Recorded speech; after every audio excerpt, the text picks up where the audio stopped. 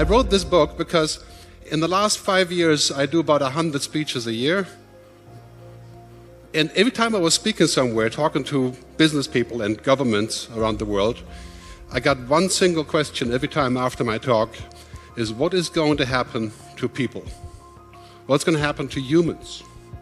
Because, technology is now capable of doing pretty much anything.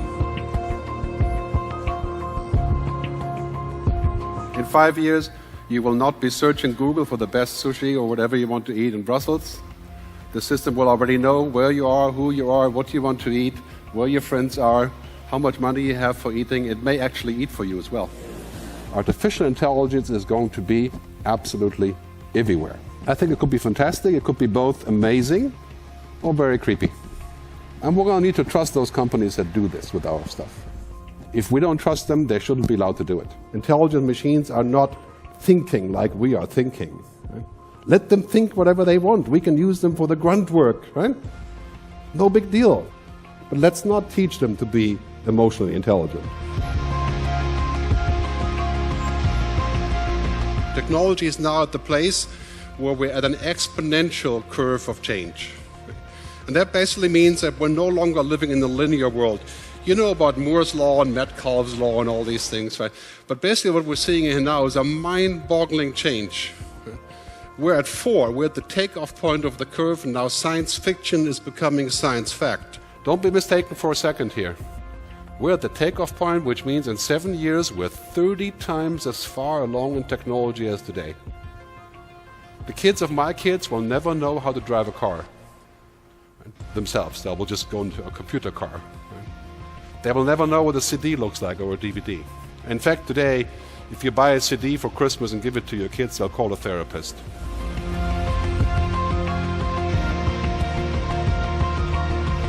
And I would propose to you, as the future of Portugal is concerned, it's not enough to disrupt. Right?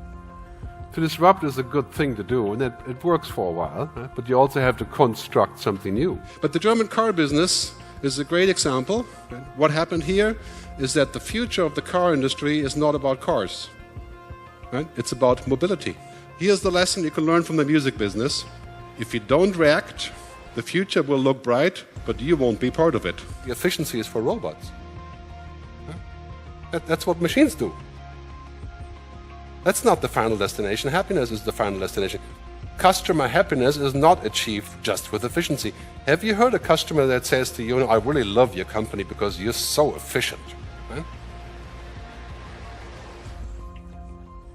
What's the point of that? I mean, why would they love your company? Because of relationships, trust, brand, purpose, meaning, combination of 100 things. Efficiency is just one of those. Don't be mistaken, digital transformation does not mean we're going to be ultra efficient and that's the end of the story, right? When you're ultra efficient, you become a machine. When you're a machine, you're worthless. To keep on thinking linear is extremely dangerous. Chances are your business in 5 years will be entirely different. In 10 years, it could be the reverse of your current business. This is the wave of change, I like to say. If you're in the media business, you're already in that. If you're in the e-commerce business, of course, the mobile phone business, and of course the car business. But waiting on the beach, education, banking, energy, insurance. If you run an energy company or a bank, look at the music business, that's what's going to happen to you. 10 years ago, if you would have gone to a major company and you said you should hire more people who are critical thinkers, they would have said, no, they're absolutely not. We don't want people with emotions. We don't want people throwing sand in the gearbox. Right? But Picasso already said, computers are really stupid. They only have answers. We want people who ask questions. The people you hire have to be exponential humans to be successful in this future. Not just great tech people. Not just the left brain. If you have kids, don't let them learn anything that can be automated. Any routine, gone. This thing here that all of us have now, this is our external brain, right? Our second brain. For some of our kids, it's the first brain. But basically, this is where we keep our phone numbers, our dating, right? Our money, our music, and very soon we keep our intelligence in here.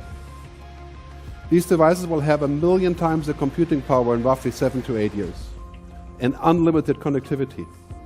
So they become the global brain. Right? And that could be very helpful, but also very disconcerting, because maybe your own brain would stop working. In fact, the Google project is called the global brain. The attempt is to build a brain. So Facebook, in fact, has a brain of 2 billion people. That's us, inside that brain, and they can use that to think. And the next step, of course, is this, right? We are praying at the altar of technology. But that's a little bit harmless. We laugh about this. We wake up at 4 a.m. and set off a tweet or something, Or, instead of dating, we just Tinder and we get to the result in 20 minutes. But, that's amazing, but it's not really destructive to society. Right?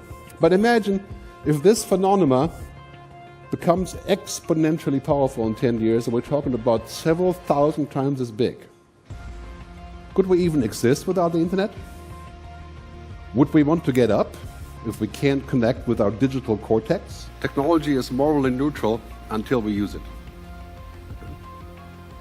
It's very important to keep this in mind, that we can't really have both very easily. What we need to figure out is how we use the global brain to our advantage, but not be used by it. Who would you trust to create the digital copy of yourself? That's what they're doing. They're creating digital copies of us. And we like the idea because it's convenient. Right? It's clearly a huge challenge that we're going to see here. How far will we take this? Will you take it all the way to the cyborg? That's what's being suggested. We're becoming technology. Do you believe that humans are technology? If you go to Silicon Valley, the answer is often yes. Right? We're just fancy software. Or bad wetware, what's called wetware, right? Blood, flesh and blood, right? We need upgrades. There's already a saying in the US that says you're either wired or you're fired. Right? You're always on that, and in a few years that means you use augmented reality, you use virtual reality, and 10 years means your brain is connected directly to the internet. And I'm not joking on this one. The biggest danger in the future is not that machines will kill us, or take over, or will move to Mars because machines have taken over the world. The biggest danger is that we become like them. That we become like machines, that we become useless humans. Maybe you forget how to date in real life because you're using Tinder. Right? Maybe you forget how to navigate in a city because you're using Google Maps. Well, that's okay, I guess, right? But are we going to forget how to vote? How to make up our own mind? Right? Are we going to forget how to have relationships? I call that machine thinking. If you think that your business is a machine, you are in deep trouble. Don't think for a minute that technology is your savior. Right? It is not. Technology is a tool. And it's a magical tool. Right? And because it's so magic, we sometimes think that the tool is the purpose. Right? The tool is not the purpose. The purpose is us. Right? But we should not confuse those two things. When we talk about digital, we're not talking about us. We are not digital. We should not try to become like machines, because we would make a very bad job at being machines. And so the question I have for companies that do the Internet of Things, and regulators and governments, right, how will we use the Internet of Things to empower us, right, for human flourishing? That's to stick with the Greek philosophy, that's the ultimate goal, right? We want to be happy. We may be the last generation of humans that still knows what offline means. Well, in fact, you could argue, of course, we're different generations, right? Most people don't know what offline means. It's a mental state now. As I like to say, offline is the new luxury. This is what I call hell then, right? Hell and heaven. Technology could be fantastic, and I think it will be if we do it right. 90% is on that way. Or it could be hell, right? It could be worse than anything we've read in George Orwell. We're going to have computers that are 1 million times as powerful as what we have today in roughly 6-7 years, quantum computing. This computer could crack the RSA encryption code in 14 seconds, running all 300 trillion variations. It could also work on our human DNA. If we have machines that are this powerful, How are we going to control them? Will they actually be our servants, or will they be our terrible masters? We need to seriously consider a global mission control. We can't just leave this issue hanging up there and saying, well, it will self-regulate. It will not. We're talking about $43 trillion here. This will not self-regulate. Who is mission control for humanity? Well, you know where it is now. It's a tiny triangle in the San Francisco Bay called Silicon Valley. That is mission control for humanity. There's an ethical imperative that everything we do with technology has to have a sort of collective use of mankind, right? It has to lead to a positive result. If we don't do that, we're going to be in an arms race. An arms race of artificial intelligence, robotics, geoengineering, and human genome editing. Gerd, his 62 facial muscles express the following: Gerd seems to be angry, right? A machine can do that. But can a machine be angry? Well, it doesn't exist. There's no existence. Without existence, you can't be anything. You can just simulate things, right? So this is really important. Machines don't have ethics, but we must have ethics. If we don't have ethics, we die, right? Every human society without ethics has died. We want innovation, we want transformation, we want to go forward, right? Well, we need a framework of a sort. I mean, imagine if we hadn't regulated the oil companies. Do we need environmental protection? Nobody likes protection. I mean, clearly, that's a shocking word, just like responsibility. But I'm not talking about greenwashing here or any such things. I'm talking about if data is the oil and we're making trillions a year with data, do we need a protection that says there's something that is beyond data? Do we need that? Do we need an EPA for humanity? There will be no future where we can say, let's go back on technology. Let's not use mobile devices. Let's not use the cloud. It's not safe.